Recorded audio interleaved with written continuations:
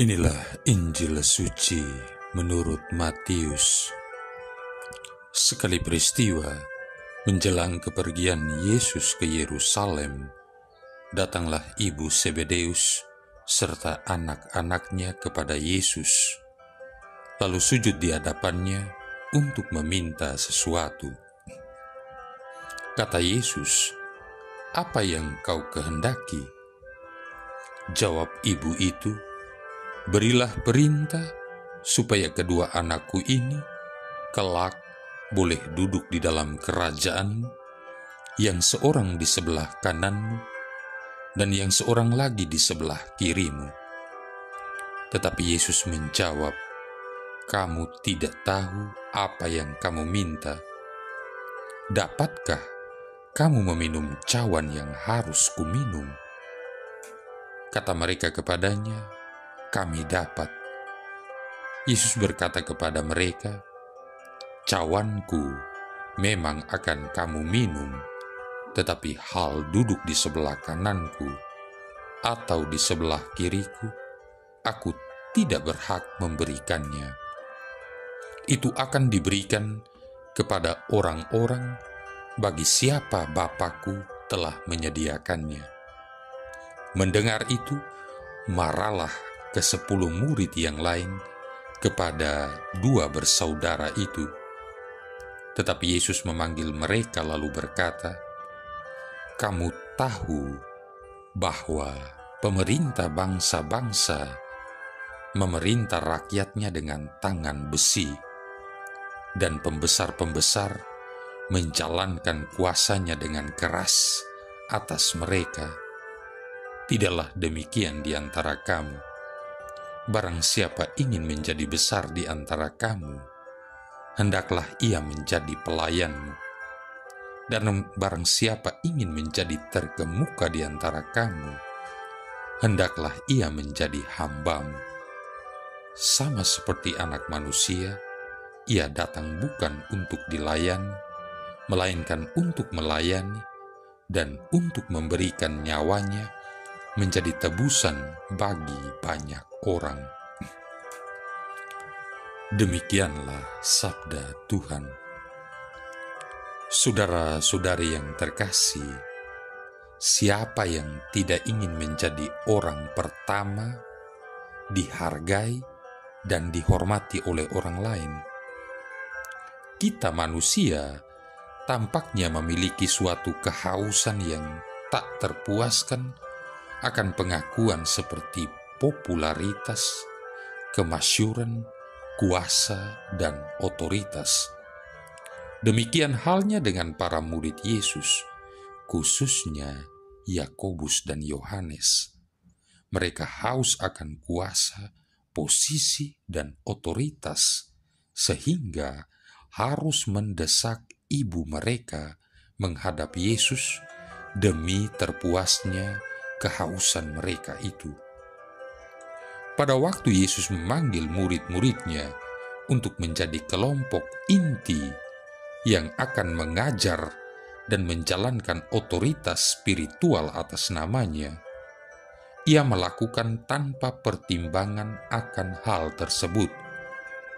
Ia mengajarkan sesuatu yang bertentangan dengan pemahaman dunia tentang kuasa, otoritas, dan posisi, dengan membalikan urutan tuan dan hamba, yang mulia dan yang akar rumput, yang pertama dan yang terakhir. Yesus mengawinkan otoritas dengan cinta, posisi dengan pengorbanan, serta pelayanan dengan penghampaan diri atau kerendahan hati.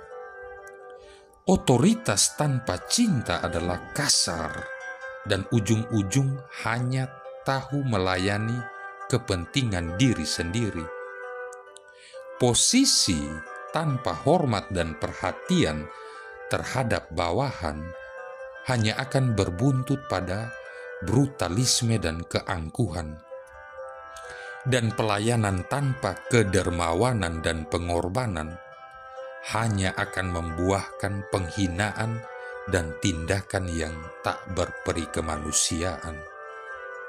Saudara-saudari yang terkasih, orang-orang yang ingin melayani bersama Kristus dan menjalankan otoritas dalam kerajaan Allah harus bersiap untuk berkorban.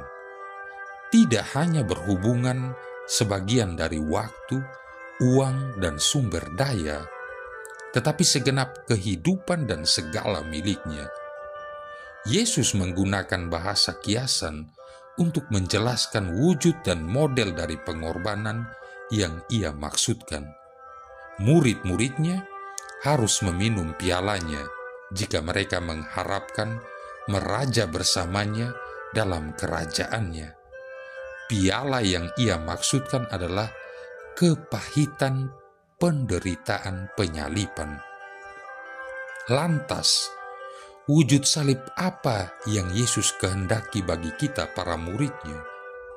Seorang murid Yesus harus siap untuk mempertaruhkan hidupnya setiap hari dalam kecil besarnya pengorbanan yang dituntut, bahkan siap juga menumpahkan darahnya demi Kristus dan Injilnya. Lalu apa yang membuat pengorbanan itu menjadi sesuatu yang menggembirakan daripada dilihat sebagai suatu beban? Itu adalah cinta, model cinta yang Allah curahkan ke dalam hati kita melalui Roh Kudus yang telah dikaruniakan kepada kita. Roma bab 5 ayat 5. Seorang bapa gereja perdana menyimpulkan ajaran Yesus ini dalam ungkapan, melayani adalah memerintah bersama Kristus. Kita mengambil bagian dalam pemerintahan Allah dengan mempertaruhkan diri kita dalam cinta dan pelayanan yang rendah hati kepada orang-orang lain, sebagaimana telah Yesus lakukan demi kepentingan kita. Siap dan sanggupkah kita mempertaruhkan hidup kita dan melayani sesama sebagaimana telah Yesus ajarkan dan ia lakukan? Saudara-saudari yang terkasih, pada hari ini Gereja Katolik sejagat merayakan pesta Santo Yakobus Rasul. Yakobus adalah seorang nelayan sama seperti ayahnya Zebedeus dan saudaranya Yohanes. Yakobus sedang duduk dalam perahu ayahnya, memperbaiki jala ketika Yesus lewat. Yesus memanggil mereka masing-masing, Yakobus dan Yohanes, untuk menjadi penjala manusia, untuk mengikutinya mewartakan kabar gembira. Zebedeus menyaksikan kedua putranya meninggalkan perahu mereka dan mengikuti Yesus. Bersama Petrus dan Yohanes, Yakobus termasuk murid kesayangan Yesus. Bersama mereka, Yakobus memperoleh kesempatan menyaksikan apa-apa yang tidak dapat disaksikan oleh para rasul yang lain. Bersama mereka, Yakobus menyaksikan Yesus membangkitkan anak perempuan Yairus. Bersama mereka, Yakobus mendaki gunung dan menyaksikan Yesus bercahaya seperti matahari dengan jubahnya berkilau-kilauan. Santo Yakobus memulai kerasulannya sebagai seorang yang suka menuruti kata hatinya serta berbicara apa adanya. Tanpa sungkan, dia meminta Yesus tempat duduk kehormatan dalam kerajaannya. Dia juga meminta Yesus menurunkan api atas desa-desa yang tidak mau menerima Yesus. Tetapi imannya kepada Yesus sungguh besar. Pada akhirnya, Yakobus belajar untuk menjadi rendah hati dan lemah lembut. Dan sungguh, dia menjadi yang pertama dengan cara yang tidak pernah dibayangkan sebelumnya. Dia mendapatkan kehormatan untuk menjadi rasul pertama yang wafat bagi Yesus. Dalam kitab Kisah Para Rasul bab 12 dikisahkan bahwa Raja Herodes Agripa menyuruh orang membunuh Yakobus dengan pedang. Dengan wafat sebagai martir, Yakobus memberikan kesaksian yang paling besar dari segala bentuk kesaksian lainnya. Marilah berdoa. Allah Bapa yang kekal dan kuasa, di antara para rasul, Santo Yakobuslah yang pertama Kau kuduskan sebagai martir.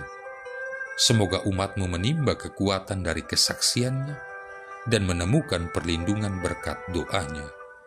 Demi Yesus Kristus Putramu Tuhan dan pengantara kami, yang bersama dengan Dikau dan Roh Kudus hidup dan berkuasa, satu Allah sepanjang segala masa. Tuhan memberkati kita sekalian, Bapa, Putra, dan Roh Kudus.